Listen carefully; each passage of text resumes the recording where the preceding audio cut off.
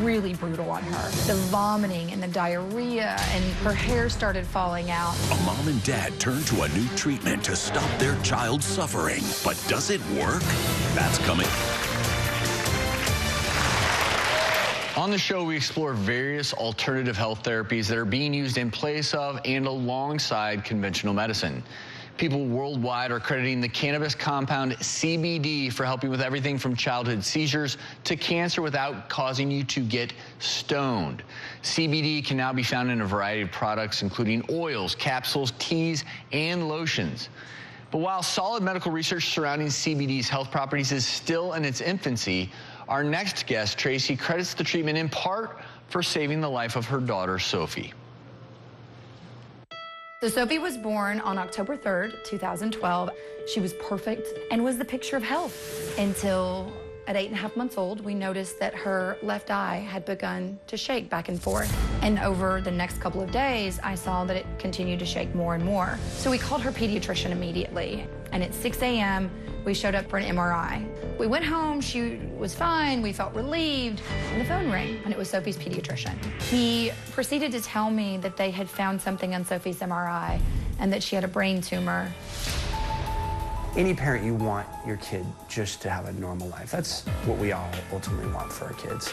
And we weren't looking at that. The challenge with these tumors is because they keep coming back and because they wrap around the optic nerves, a lot of kids go blind. The only option our child was offered by her oncologist was chemotherapy. I felt so powerless.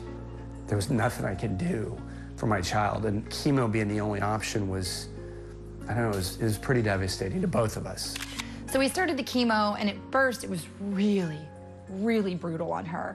The vomiting and the diarrhea, and her hair started falling out, and we just couldn't get it to stop. So through a chain of events on social media, I was put in touch with Ricky Lake and Abby Epstein, who had just started producing a film about using cannabis oil for pediatric cancer. After looking at the evidence that they brought forward, and after investigating it ourselves, and after speaking to Sophie's oncology team, we decided we wanted to try this. So we started her on a very low dose. We put it on her passy, and she would eat it. And we slowly would work it up, and we watched and waited over a 2.5-month period. They were just about to the point where they were going to have to change her chemo protocol once we got that first scan, and that first scan was amazing. The combination of the cannabis oil and the chemotherapy together was quite exciting to not only us, but the doctors, because the tumor was shrinking. Sophie just turned 5 years old. Today, she's healthy, she's happy, she's thriving. She's still in treatment, but to meet her and to know her, you would never know that this child gets chemo pumped into her every other week. When you go through things like this, you think a lot about the future. Just looking ahead to her graduating from high school and me being able to walk her down the aisle. And now that picture is so much more clear to me. I don't know if it can cure cancer, but I 100% believe in it as a medicine for cancer. Tracy and her husband Josh join us along with Sophie's Dr. Bonnie Goldstein. Thank you all so much for being with us. And obviously, we're so happy that Sophie is doing well. And as parents, I want to ask you, because obviously you're passionate about this, what do you think life would be like for Sophie without this additional treatment, if you will? I believe this oil has helped my child on so many levels. Not only has it helped preserve her vision, her neurologist told us she had a 100% chance of going blind with minimal vision in the right eye being a best case scenario. We shrank that tumor by 85 to 90% that first 13 months, and the tumor was not supposed to shrink.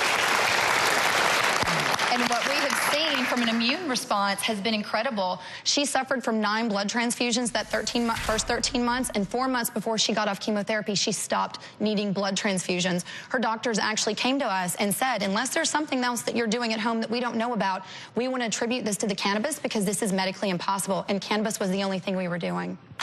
Well, just to clarify for our viewers, and we're so glad she's doing so well, but you were doing the CBD oil alongside the chemotherapy, correct? It was really kind of meant to make it much more tolerable so that the chemo could do its work, improve her quality of life, and allow both to do their job together, correct? We 100% believe in the synergy of Western medicine and cannabis oil. This is not, we would never go against our doctors and take our child away from their care or remove those chemotherapies because we just don't have enough science yet to tell us how this medicine needs to be administered. Exactly. perfectly. And I think you are a wonderful advocate.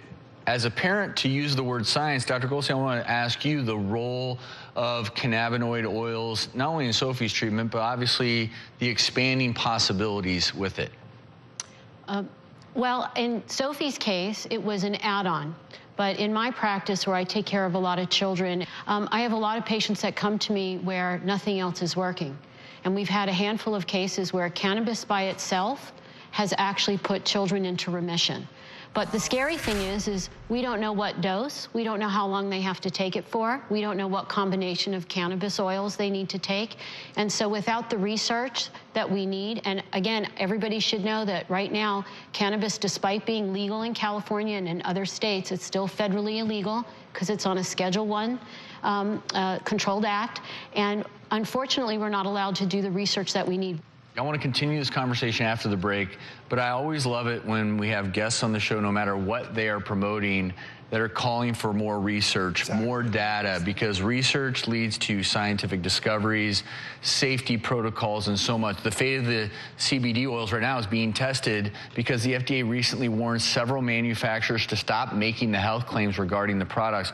We're going to debate whether regulating CBD, how to do it in a helpful way versus harmful way when we come back. Coming up. It looks like a miracle when your child is finally well. Can these oils be the cure millions are seeking? That's coming up. Many claim the cannabis compound CBD has significant medical benefits without making people feel stoned. People are using it for a variety of ailments, including epilepsy, insomnia, and even cancer. But now the FDA is cracking down on CBD sellers, sending warning letters to a handful of online companies. They say companies cannot post product testimonials or unproven claims that the oil can treat cancer. But some do say without these claims, it's impossible to get the word out about CBD's potential health benefits.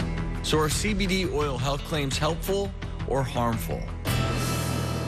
Let's continue our conversation about the product CBD. CBD advocates Tracy Ryan and Dr. Bonnie Goldstein join us now alongside Daniel Fabricant, the former FDA supplement director and president of the Natural Products Association, because in the previous segment, we talked about the need for more research. Daniel, I want to bring you into the conversation because there have been a lot of claims made without the science to back it up. So the FDA has jumped in and said, wait a minute, you can't say things like this will cure cancer or these other claims where there's no great science on it. So where do you stand on this? Because obviously you have a passionate doctor, passionate parents who have seen this oil help their daughter. Where do you stand on this? Right, and their story's tremendous. It shows the promise in natural products. People want to get away from synthetics and get to naturals. And so I think, though, what happens when products start making claims that they're treating and curing, those are drugs. And those warning letters from FDA, they were called unapproved new drugs. That's not the country we live in. We don't just put unapproved new drugs on the market. We make sure that the trials are there, that they've shown proof, not just for one American, but for all Americans. And is it in a strange way because it's not necessarily regulated now? Is that why these companies were able to come out and say, hey, we can make these claims of being able to cure cancer, et cetera, because at this point there isn't a ton of regulation?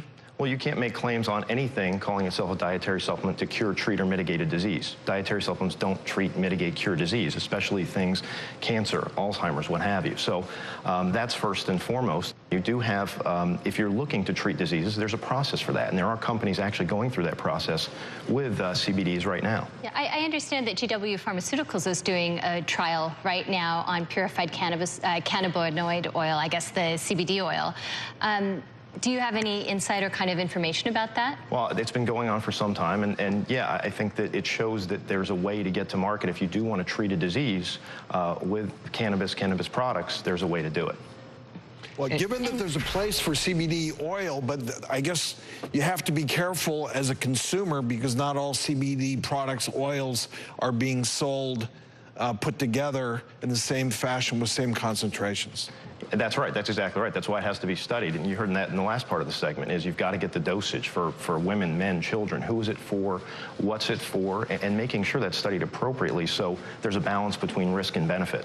Well, I think there was a recent study that just was released in the Journal of the American Medical Association where they actually looked at CBD products, like 84 products from 31 companies, and they found that only 31% of those oil products were accurately labeled with actually how much CBD they even contained. And also a significant number of them, I think it was 18 out of 84, actually had THC in addition to the CBD oil, correct? Yeah, is it surprising that someone who's going to make disease claims, skirt the law already, isn't going to have good quality products? I mean, that kind of goes hand in hand. Is if you're going to make a claim on a disease, that's a drug. You should go the drug route. If you're not, you're just going to put products in the marketplace, commercialize it without doing the work, it should come as no surprise that those products don't have what they're supposed to have in them or claim to have in them on the label. So I want to ask Dr. Goldstein, you are someone who is treating patients using cannabinoid oils. When you source these, how do you go about doing that in a way where, even though in some ways you still don't have the perfect protocols, how do you at least know the product is safe and what parents and you are paying for? So what's happened in California is that when we first passed the law, there really wasn't any regulation. And now it's taken us 22 years, but as of January 1, everything on the market will be labeled and tested. That's available to anybody in California to get. If you have a medical cannabis approval, you'll be able to go and get medicine that is labeled and tested. But think about it, 22 years, kind of what they call the Wild West, which what I tell people is, don't get anything if you don't know what it is. Good, responsible companies that provide excellent oil, the oils that my patients are getting better on, have test results on their websites. They have test results available. If I were to call a company and say, you know, a patient got oil from you, can you send me the test results? If I don't have that in my inbox, in my email, it's a deal breaker. So is that the biggest red flag, if the company's not willing to give you the test results? That's exactly right. Everything should be tested, it should be transparent, and they should be excited to share that with you, to show you exactly that their oils are exactly what they say it is. And if I could just add in, what I've seen, I know it's science, I know these compounds and the way they work in the brain, because that science has actually been established. But the reality is that it can look like a miracle when you've been struggling with a child who's been sick for years and years and years. It looks like a miracle when your child is finally well. And I want to address parents right now, because Tracy, I'm sure that you and Ryan are here representing a lot of parents out there whose kids have struggled. The reason that this is such a hot button issue is because when you hear kids and cannabis, it's a scary association. Just to clarify for everyone watching, CBD is very different than THC, which is the component of marijuana that people consider to give them the high. We are believers that in certain individuals, even without great science, this has really changed the lives of countless children. But I'm assuming that you two also have observed the hurdles out there, because it's a hot button issue. Again, you're hearing weed and kids. Right. Is that proving to be a hurdle for you all in your desire to advance this treatment? It hasn't for us personally, and I'll tell you why. Because if you actually look at why cannabis is illegal in the first place, you'll find that it's all based on stigma and power and money. It had nothing to do with it being dangerous. In 3,000 years of using this medicine, no one has ever died from cannabis overdose. The effect of cannabis on the brain of a developing child, there's some concerning studies out there with that. But there's also so you got to be a little careful there. Of course. You want to jump? Yeah. People overdose on water. People can overdose on anything. It's the dose that makes something helpful or harmful. So the notion that it's because it's natural, it's perfectly safe. Dr. Goldstein, I'll send it back to you in that regard, because no one out there wants kids recreationally using marijuana because of the potential effects on brain development. How do you bridge that gap between kids who need it medically versus the kids who are out there hearing it's fine, it's benign, no problem, I don't have to worry about using this substance, it's not going to cause me any issues? Well, one thing that we have to understand is really, how is it working in the brain? What we're finding is that there are diseases that the root cause is there's an imbalance in that system that is supposed to keep you in balance. And so those are the patients that we're trying to target. In a healthy teenager, I'm the mom of a 17-year-old boy. I started teaching him when he was 8 years old that he is healthy, and that by taking any substances, during the time of development, which really adolescence is a very vulnerable time when you're taking things that you shouldn't be taking, you can throw off that endocannabinoid system that's keeping you in balance. You throw that off, you can create problems. But we remember the patients that we're treating is in pediatric age